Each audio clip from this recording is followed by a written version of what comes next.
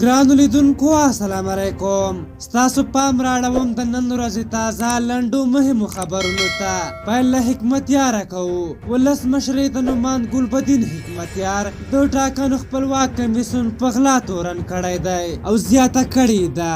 د ټاکنو په ورځ په یو شمېر محلونو کې بایومتریکي وسیلې ورکې شوې او د دوی صندوقونه بیرته خالي مرکز ته استول شوي دي.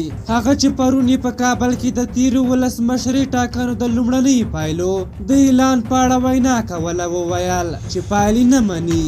مولانا عبدالله د ټاکنو کمیسیون غړي مولانا عبدالله چې په ښکاره د عبدالله پلوي کوي ټاکنیزو شکایتونو کمیسیون ته په یو لیک کې له یاد کمیسیون نه غوښتنه کړې ده چې په پوره بېطرفۍ ټولو شکایتونو ته رسېدنه وکړي. هغه په یاد لیک کې لیکلي لومړنۍ پایلې له تشو او قانوني سرغړونو ډکې وې چې د یې سخت مخالف دی. ټاکنو کمیسیون وایي هغه کاندیدان چې له 1 لک کمې رایې اخیستې دوی ته هغه 1 میلیون افغانۍ نه ورکوي چې د نوملیکنې په وخت کې یې په ضمانت کې ایښې وې. طالبان ښایي نن سهشنبه طالبان د 10 ورځني اوربند د تایید او یارت په اړه پرېکړه اعلان کړي، خو داسې ښکاري دا چې دا اوربند یو لوی شرط دی دوی یې ومني. بدخشان کې چارواکي وایي طالبان د کانونو د استخراج له درکه هره ورځ $50,000 ګټي. طالبان د بدخشان د طلا او نورو قیمتي ډبرو له کانونو هره ورځ $50,000 عاید لري.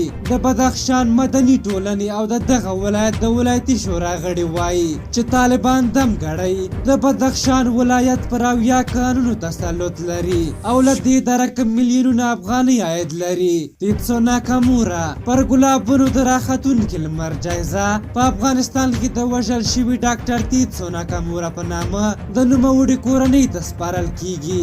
د جاپان حکومت پریکړه کړې چې د تیتسو ناکامورا کورنۍ ته به پر ګلابونو د راختونکي لمر جایزه د ګلانو له ګېډې سره وسپارل شي او په دغه ډول سره به د خپل دغه 73 کلن وژل شوي خدمتګار د خدمتونو درناوی وکړي.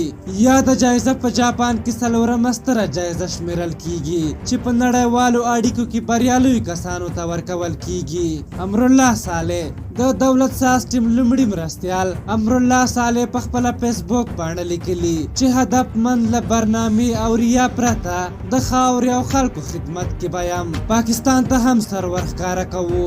پاکستان کې د ګاز کمښت له امله ځینې کارخونې تړل شوي دي.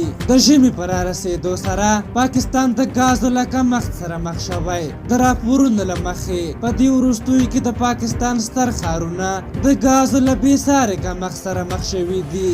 مولانا فضل الرحمن ویلي چې پوځ ته نه و پکار چې د پرویز مشرف په اړه د محکمې د پریکړې په وړاندې غبرګون وښیي. ده ویلي چې د پاکستان د پوځ دا کار غیر ضروري و. د پاکستان پوځ د پخواني دیکتاتور ولسمشر پرویز مشرف پر مرګ محکومېدل غندلي و. په هر حال دا و د نن ورځې تازه لنډ او مهم خبرونه. تر بیا چې ستاسو چوپړ ته راځم په لوی او بخښونکي خدای مسپارم. د الله په امان.